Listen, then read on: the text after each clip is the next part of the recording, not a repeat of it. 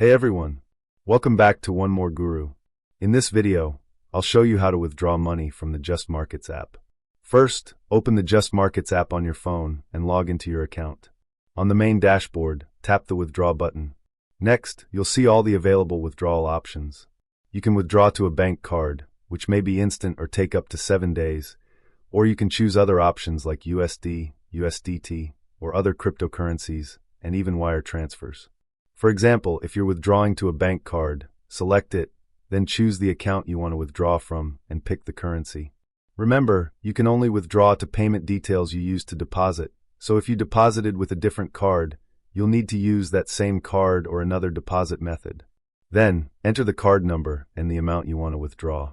Once that's done, tap Continue and follow the prompts to complete the transaction. And that's it. That's how you withdraw money using the JustMarkets app. Thanks for watching another video on One More Guru. If this helped, don't forget to like, subscribe, and hit the bell for more trading and tech tutorials.